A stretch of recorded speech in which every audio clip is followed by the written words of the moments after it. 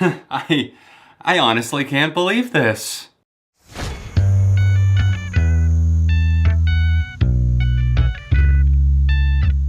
Hey everyone, John from Beyond ARTV. We need to talk about the new Lana Del Rey single, Mariner's Apartment Complex, because holy hell, it caught me off guard. Notoriously, in the past, I probably don't need to remind too many Lana Del Rey fans, but I haven't exactly been super kind to her music because it's not exactly been my thing whatsoever. I found a lot of it to be dull and overwritten, or else overperformed, or underdone. I don't know. It just felt like an imperfect meal that I wasn't fully satisfied with. Lust for Life came out last year in 2017, and while there were songs on there that I found to be pretty good, I found it to be way too inconsistent as an album overall. But this new single, I heard that Jack Antonoff produced it, and I was like, I need to listen to this. I like Jack. I know a lot of you probably will not believe me when I say this, but my god, this new song, Mariner's Apartment Complex, is perfect. It is Lana Del Rey at her best.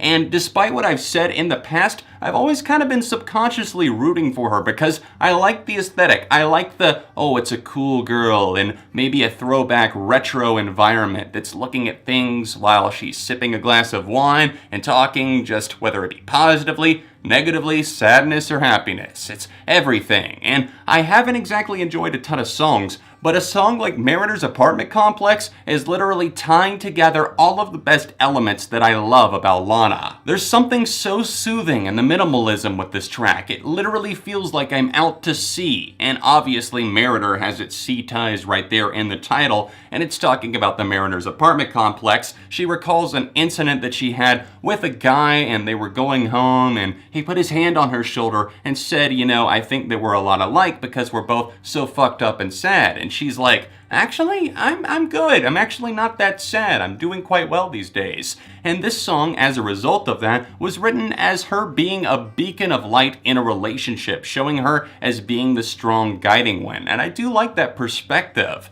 And overall, like I said, this song is just so calming. You listen to this and you feel comforted in a way. From the opening piano chords, the guitar, the melody, it's like a little bit haunting, a little bit out there and foreboding, but it's also just like a friend that you can turn to. Lana's vocals and also the backing vocals that are layered in are just so gorgeous. They're actually brilliant, if I don't say so myself. It's something where I listen to a track like this and I think of peaceful times. I think of peaceful tendencies, and I think of somebody radiating positivity because it seems like people have just associated her with being sad over the times. And even though this track kinda does have a brooding vibe to it, it's not necessarily brooding in a sad sense. The fuzzy guitars and the kicking drums that work their way in the song's last half, especially in the final quarter of the track, are just perfect. They are aces up the sleeve that work so well. It's like pulling the card that you didn't know that she was holding, and once it's laid down, everyone's jaw drops. And mine did as well, because I have been, like I said, very critical on Lana in the past. But when she plays a card like this, I would be a fool not to just take her up on it and say, yes, more like this, please. Apparently, she has another song called Venice Bitch on the way very soon. She actually says, I'm your Venice Bitch on this one, so I'm assuming that there's going to be some sort of nautical theme that also ties together the whole Venice Bitch thing that I am very intrigued about at this point.